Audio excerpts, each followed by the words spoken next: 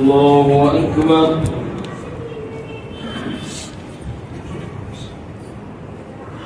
الحمد لله رب العالمين الرحمن الرحيم مالك يوم الدين إياك نعبد وإياك نستعين اهدنا الصراط المستقيم صراط الذين أنعمت عليهم غير المغضوب عليهم ولا الضالين.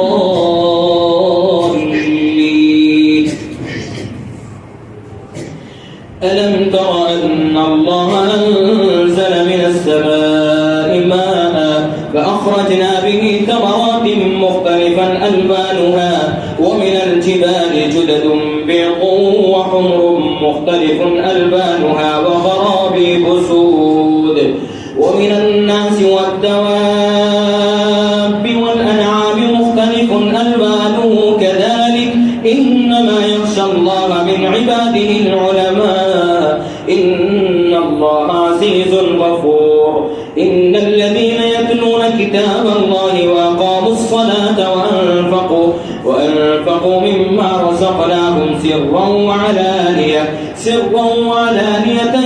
يرجون تجارة لن تبور ليوفيهم أجورهم ويزيدهم من فضله إنه غفور شكور. والذي أوحينا إليك من الكتاب هو الحق مصدقا لما بين يديه إن الله بعباده لخبير بصير. ثم أورثنا الكتاب الذين اصطفينا من عبادنا فمنهم ظالم لنفسه ومنهم مقتصد ومنهم سابق بالخيرات بإذن الله ذلك هو الفضل الكبير.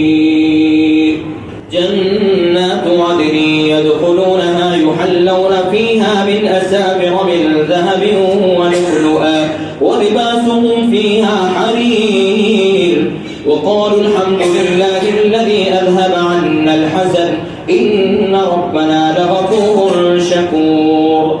الذي أحلنا دار المقامة من فضله لا يمسنا فيها نصب ولا يمسنا فيها لغوب.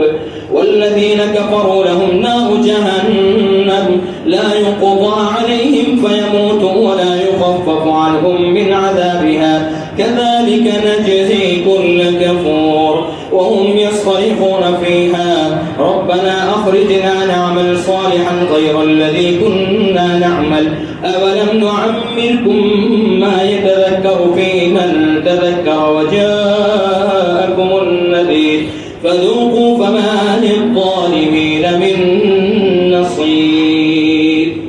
إن الله عالم غيب السماوات والأرض إنه عليم بذات الصدور.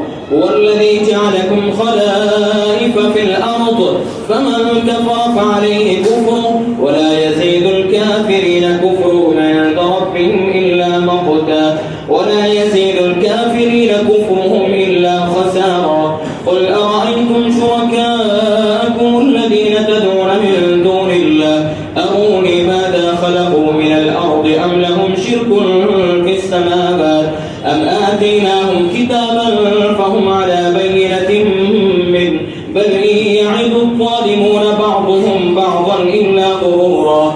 إن الله يمسك السماوات والأرض أن تزولا ولئن زالتا إن أمسكهما من أحد من بعده إنه كان حليما غفورا. وأقسموا بالله جهد أيمانهم لئن جاءهم نذير ليكونن أهدى من إحدى الأمم فلما جاءهم نذير ما زادهم إلا نفورا استكبارا في الأرض ومكر السيء ولا يحيق المكر السيء إلا بأهله فهل ينظرون إلا سنة الأولين فلن تجد لسنة الله تبديلا ولن تجد لسنة الله تحويلا.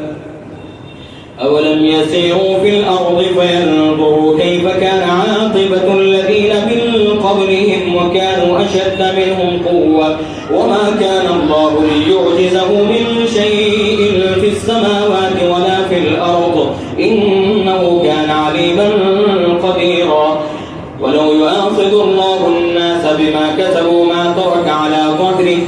ترك على ظهرها من دابة ولكن يؤخرهم إلى أجل مسمى فإذا جاء أجلهم فإن الله كان بعباده بصيرا इशाअतुल क़िराअत YouTube channel को सब्सक्राइब करें और बेल आइकन के बटन को क्लिक कर लें।